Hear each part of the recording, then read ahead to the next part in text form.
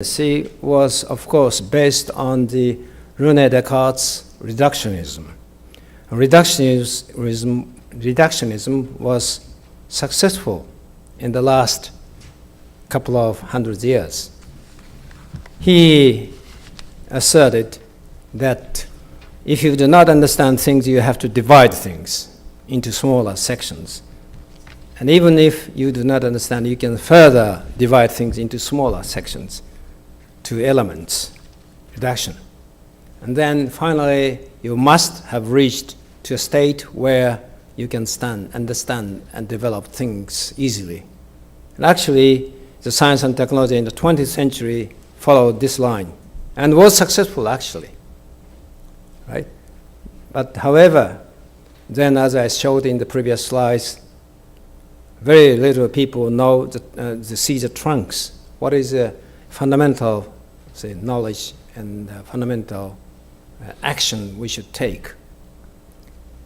On the other hand, in the Eastern countries, shown like a symbolized here, Kukai, who is a Buddhism monk, who is very famous in Japan, had a rather perspective view, even though he did not do a very detailed research on the twigs. But he did research in brain by thinking on the trunks, fundamental sciences, and show a very good view, even at that time in 9th centuries. So modern people tend to go into specialties and lost the chance to think about, at the time, the whole issues, holistic view. That's what I'd like to mention in my talk.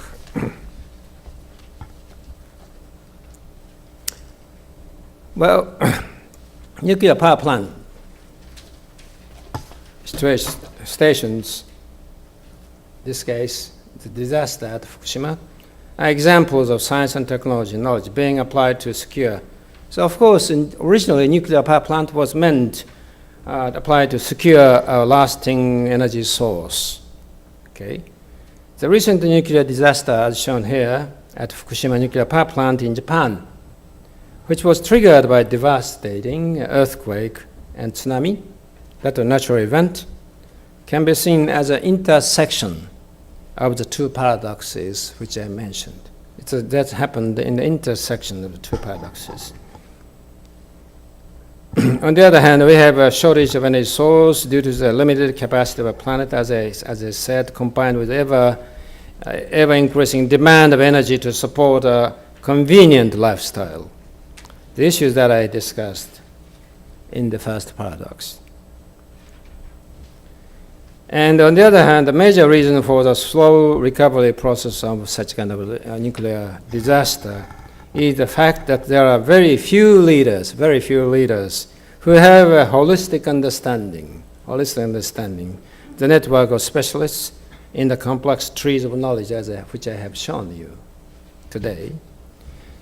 To produce and operate a nuclear power plant properly. So this event could be said happened at the corner of the intersection of the two paradoxes.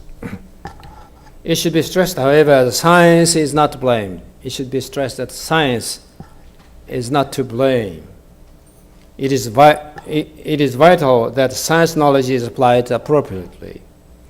In the case of this disaster, the safety standards for the nuclear power plant were not decided by the scientists who developed the technology being used, but by the industry and by the government, which stood to profit from it.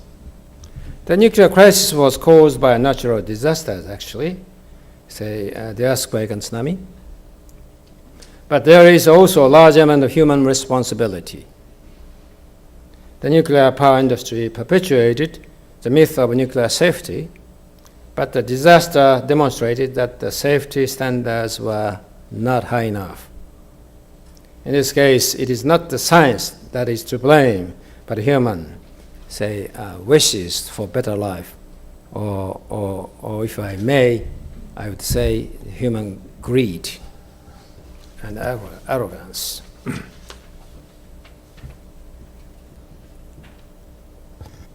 As I mentioned, we need people who can comprehend the trunk of the tree of knowledge.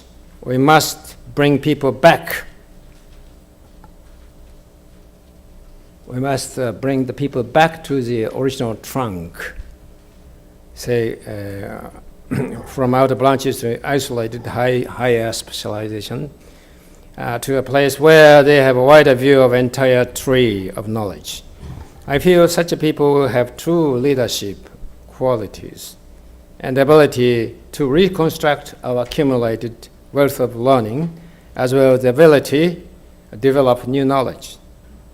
And those skills will enable them to address the complex issues we currently face on the globe. So in Confucianism, this is a letter of Chinese character. Some of the Japanese people already understand, but most of you may understand.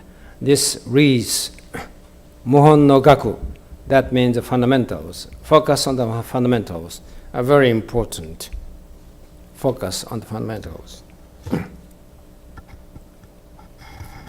As I said, the globe, current civilization symbolized by this by this sphere, we are struggling to maintain current civilization with many people and many wishes, desire for better life. But if we wishes more and more, then this slope is getting higher and higher. So we do need the help of philosophy and harmony, like shown here. As you see here, the slope is getting steeper and steeper. But with the help of philosophy and harmony, we can mitigate this kind of a slope. I strongly believe science and technology can solve almost all the problems.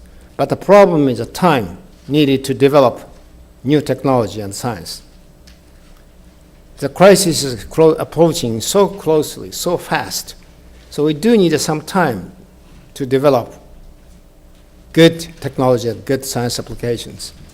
To that, we do need to think about the introduction of the philosophy and harmony, and also even the social sciences. Then postpone the crisis by mitigation, by changing our way of thinking and the way of the lifestyles.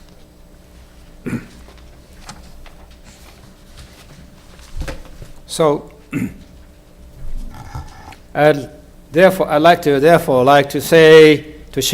share with you some concept which I feel are very important in achieving the kind of change in mentality that I have been discussing. This photograph shows the stone, famous tsukubai in Japanese, of Ryoanji Temple in Kyoto. And even individual house have this kind of tsukubai with this symbol on the surface of the stone. And there are 5 letters, Chinese characters, but each 4 characters does not mean anything. But if we combine with the square in the center, that shows a mouth. Then we have 4 letters described here. Waretada kore wo shiru. That means I'm content with what we have. I'm content with what we have. And on the right, I have shown 3 famous phrases which Japanese people have been prized. Mottainai, prudence or wastefulness. That's mottainai. And mittomonai, that's a self-respect or pride. You should have a pride. And K for katajikenai, that's gratitude. It's a wider concept than just thanking.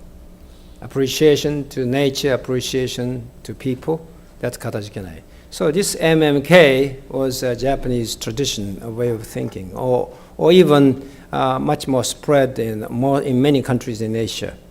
But today, unfortunately, the same MMK means different. More, never enough, a must win. Motto madamada katanakucha in Japanese. So we need to back to the original one, mottainai, mittomonai, and katajikenai. that helps, actually, to postpone the crisis so that science and technology can save our current civilizations. Don't you think so?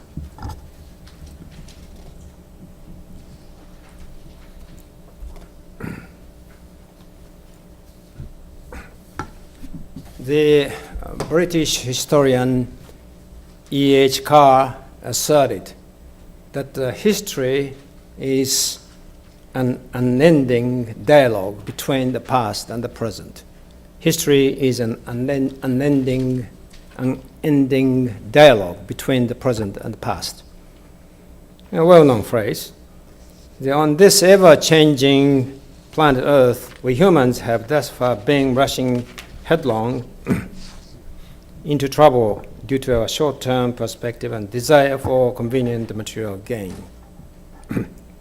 The time has now come for us to start thinking of the future as being just as long as the past. Just as long as the past. People tend to think of the past, but in the same way, we have to think about the future. And this kind of say, holistic view is necessary. This planet Earth is getting smaller and smaller and could not support our current civilization. So we probably need to extend our view not only to this Earth, but also nearby interplanetary space. So my personal dream is to develop a solar system civilizations. And in the left, a very short time, I'd like to show some of the works which I have been involved. That solar power station, that energy from space. The economic growth is predicted grow in a very fast way from 1990 to 2100. But it's illusion. It's illusion. That causes this kind of population, energy, and global warming, and the resource shortage crisis, as I have mentioned, and all you know. So we are now at the subtle point, the human future. Say the 21st century then demands sciences for longevity of human and its civilization. That means survivability, not simply a sustainability. We seriously have to think the survivability as a human civilization on this planet. So for longevity of human civilization, space civilization is almost inevitable. That's my belief. This is a cartoon which my group drew. The space has plenty of resources such as the moon, and moons of Jupiter's, moons of Saturn's everywhere. And you can bring back the shortage of the lack of materials from the moon to the Earth, if we could develop such kind of tool. And also, if we extend a large-scale solar array in space, you can easily collect sun power for 24 hours, day and night, and can beam down to the Earth. It's clean energy, as clean as atomic energy from the standpoint of view of CO2 issues. So SBS research have developed, and there are many sentences, but since time's out, I do not read these, but in the text you can find it out. I disordered your biograph, I'm sorry, in this morning, so you can find out somewhere. Solar power stations is carbon dioxide free power source, and actually, as you